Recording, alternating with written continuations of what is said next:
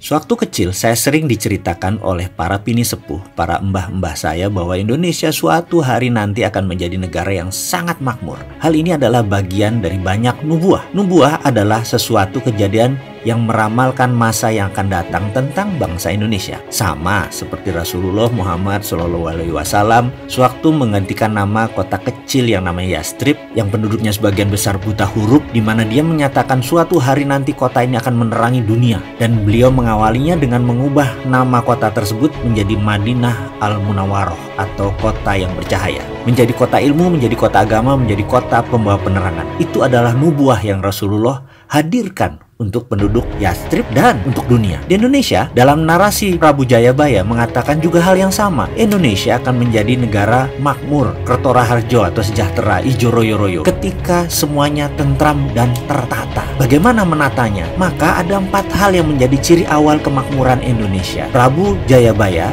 menyatakan, 1. Yen wis ono kreto tompo jaran, atau kelak jika ada kereta tanpa kuda atau motor atau mobil, tentunya harus buatan Indonesia 100%. Kemudian nomor 2, tanah Jawa kalungan wesi atau pulau Jawa berkalung besi, artinya tersambung semua rel kereta api dan jalan raya secara keseluruhan, dan tentunya sekali lagi semuanya harus merupakan karya anak bangsa. Kemudian kali ilang kedunge, sungai kehilangan lubuk, artinya semua jadi waduk di mana-mana untuk pengairan dan tenaga listrik. Terakhir, pasar ilang kumandang, artinya pasar hilang suaranya. Ini semua karena menjadi digital. 3 dari 4 hal itu sudah mendekati kejadian, dan terakhir kata-kata pasar hilang suaranya itu pasar apa? Pasar basah kah yang hilang? Pasar tradisional kah yang hilang? Rasanya tidak bisa dalam waktu singkat menghilangkan pasar tradisional. Namun ada pasar yang tidak banyak, hanya perlu 1 saja hadir bisa mengagregasi semua pasar. Apa itu? Yaitu pasar equity atau pasar modal. Bayangkan, ada 30 juta UKM di Indonesia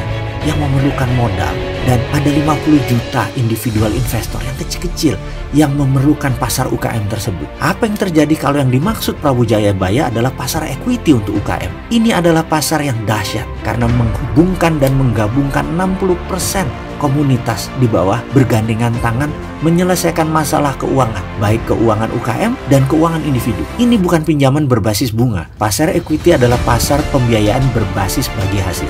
Jauh lebih besar untungnya dari bunga deposito, jauh lebih menguntungkan karena investasi langsung. Dari 30 juta UKM, 10% layak dibiayai, alias ada 3 juta bidang usaha yang sangat layak dibiayai. Jadi, kalau ada aplikasi digital equity crowdfunding atau platform urun dana, maka ramalan Jayabaya tadi akan terbukti. Indonesia akan makmur. Untuk itu, dengan segala kerendahan hati, kami dari Santara mengucapkan selamat bergabung ke dalam gerakan ekonomi bersama, gerakan ekonomi berjamaah, gerakan ekonomi urun dana, di mana saat ini Santara telah resmi mendapat izin dari OJK sebagai satu-satunya perusahaan penyelenggara equity crowdfunding di Indonesia, satu-satunya platform urun dana berizin resmi. Terima kasih atas segala dukungan dan kepercayaan sahabat semua. Terima kasih kepada regulator, terima kasih kepada OJK, dan sekali lagi selamat buat Anda semua. Bersama ini kami umumkan Sabda Agung Serat Kemakmuran bahwa Santara siap melayani sahabat semua mulai hari ini. Santara,